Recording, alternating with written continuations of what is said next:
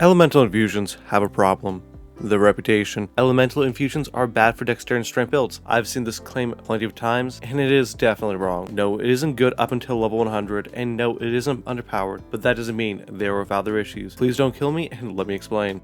This video is going to be mostly focused on dexterity and strength builds, but this also does hold true for both faith and intelligence. Before going any further, may I please ask for you to like and subscribe. This is a new channel, any help you could offer would be greatly appreciated.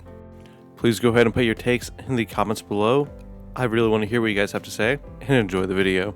I've seen plenty of claims like these even after they buffed weapon fusements in the recent patch. Let's go ahead and break down why they're good, and also the setbacks they might have, as they're not the best choice in every situation.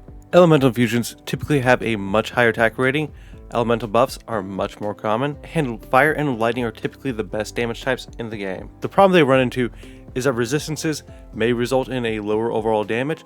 Their Ashes of War are scaled based off of the affinities with the higher scaling stat, and it is harder to tell which weapon is better for which affinity. Let's get into damage, specifically split damage.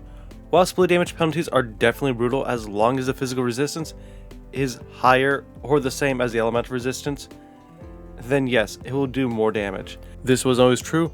Before the recent patch, the split damage actually resulted in you doing lower damage in later levels. Even against the Burial Watchdog, which has higher elemental resistances than physical, elemental damage would do nearly the same amount of damage between the two types. Even then, there's an edge that elemental affinities have that physical affinities don't.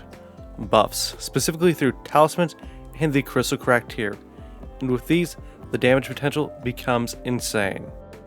The damage potential is significantly higher with elemental infusions, and to reach these numbers requires a loss of a few things. The cost being time, as you need to go out of your way to look for these specific things I'm talking about, a talisman slot for a scorpion charm, and a crystal crack tier. You also lose the ability to use greases, but there is a way to remedy that. One additional problem you're going to run into with weapon infusements is that some weapons are better for infusements than others. If the Beastman's curved sword has the highest AR out of all the other curved swords in the game, at least for strength based builds, can you guess what the best strength build fire curved sword is? That's right, the Bandit's curved sword, which is only dropped by this guy, but at least it has the longest range out of all curved swords in the game, which makes it kind of good. Has a low drop chance though. While that problem lingers, one additional problem pops up. The loss of greases, which can be remedied by certain Ashes of War, as they will coat your weapon in a specific element of that type. Lightning could use Sacred Blade, Crag Blade, and Lightning, and Fire could use Frag Blade or Flaming Strike. So as it may be less versatile, at least has something that can give it a boost, at the cost of an Ash of War. Before going any further, damage resistances do matter. If your target has a high resistance to a certain type of damage, it will do significantly less damage. Sometimes elemental damage will do less damage if they are more resistant to it, but usually speaking, the damage types you're given with the elemental types are actually going to be doing more damage. Now the biggest issue with weapon affinities themselves is going to be the Ashes of War. Unfortunately, if you're going to use a Lightning Ash of War, it is better to use it on Keen, as it will do significantly much more damage.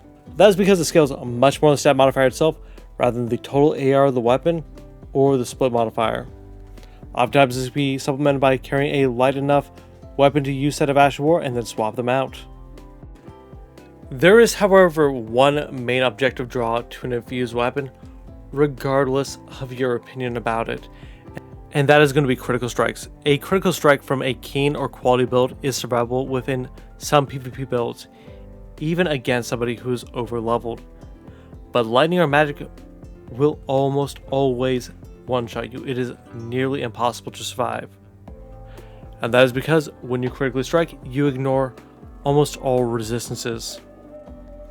In PvP, plenty of your opponents are going to pack Black Flame's protection and a Great Shield Talisman. In that case, elemental resistance will almost always outcompete heavy or keen any day.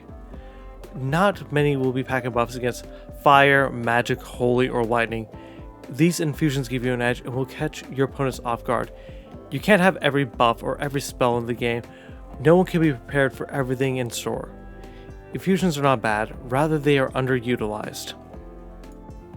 All of this is to say that elemental infusions are good in Elden Ring. They provide a huge amount of diversity, as they can make even the most random and mundane weapons into incredible instruments of war, and they allow for every stat in the game to have an alternative option whenever the aspect of the build is hindered. That's why I think FromSoft made a fantastical decision with how they implemented the elemental infusions and the boost they gave them in patch 1.09.